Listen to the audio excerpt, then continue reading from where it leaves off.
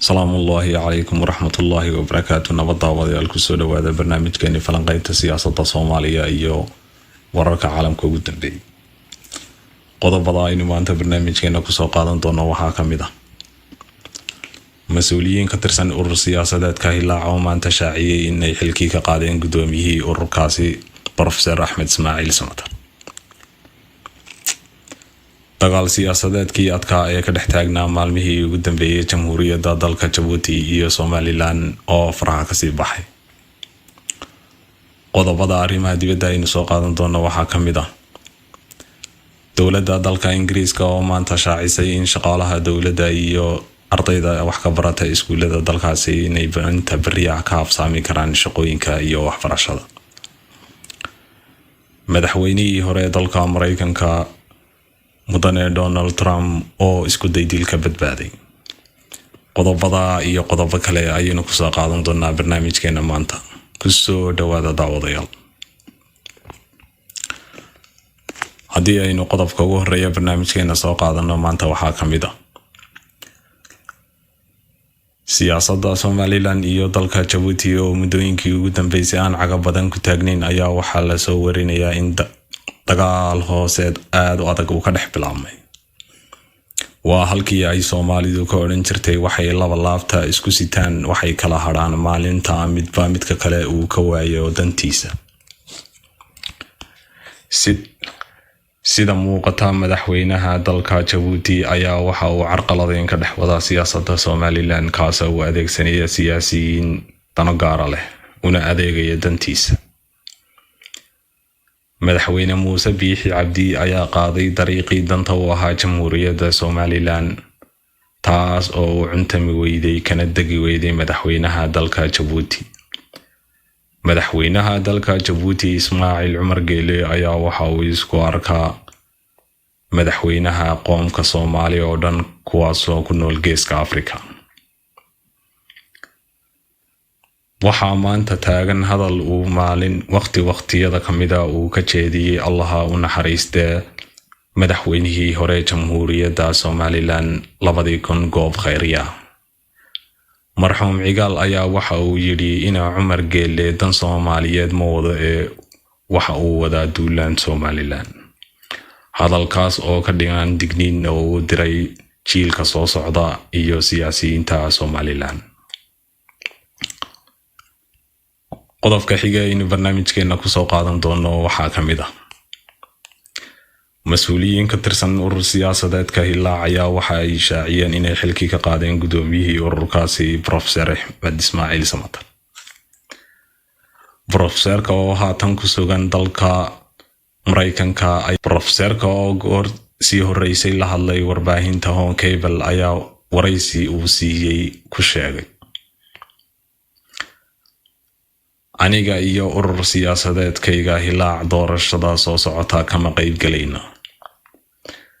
isagoo hadalkiisa sii wata waxa uu ku sii daray aniga qalbigayga dhulka ayuu yaalaa waayo halka qasaare ayaa igaga yimid aniga iyo dalkaba. meel aniga iyo Hilaac aan idin soo marno ma garanayno ummadda Somaliland maadaama albaabkii dadka iyo ururadeeduiba la soo xidhay oo loo diiday xaqoodii.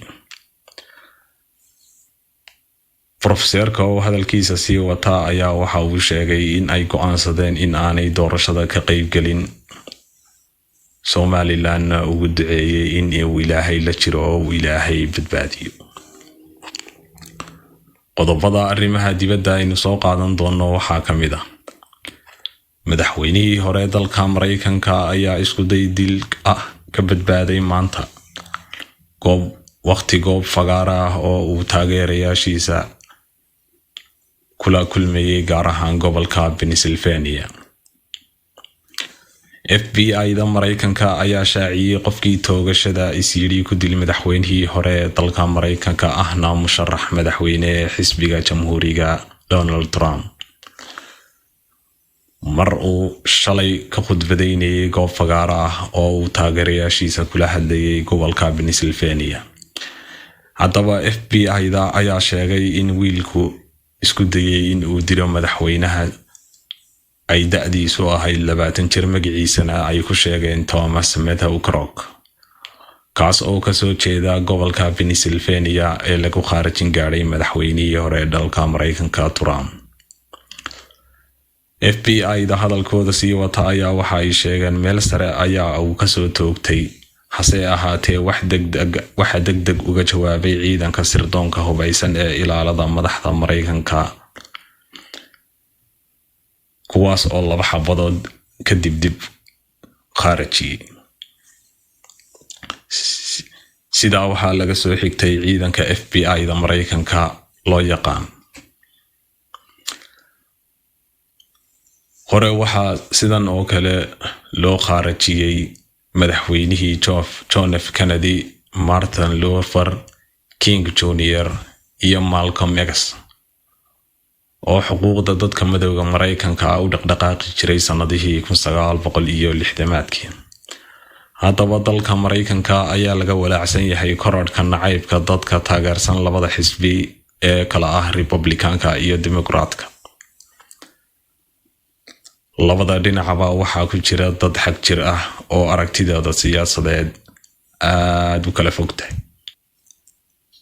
qodobka ugu dambeeya aynu maanta barnaamijkeena ku soo qaadan doono waxaa ka mid ah ardayda wax ka barata dugsiyada dalka Ingiriiska ayaa lagu wargeliyay in aan loo qabsan doonin maalinka berri ah haddii ay kasoo habsaamaan xiisadaha waxbarashada, maadaama oo ay caawa ka soo jeedayaan daawashada ciyaarta kama dambaysta ah ee ka dhacaysa dalka Jarmalka una dhaxaysa labada xul Isbaanishka iyo Spain. sidoo kale qaar ka mid ah shirkadaha ganacsiga iyo meheradaha waaweyn ayaa iyagana shaqaalaha loo sheegay in ay maalinta berri ah soo habsaami karaan, halka kuwa caawa shaqada lehna lagu wargeliyay inay xilli hore rawixi karaan si ay u daawadaan ciyaartan u dhaxaysa labada xul ee qaranka Isbaanishka iyo Ingiriiska. shaqaalaha ka soo daaha xilliga shaqada la gali jiray lagama goosan doono wax lacag ah, loomana xisaabin doono waqtiga ay shaqada ka maqnaadaan. daawadayaal, intaas ayaynu kusoo gabagabayn doonaa barnaamijkeennii maanta.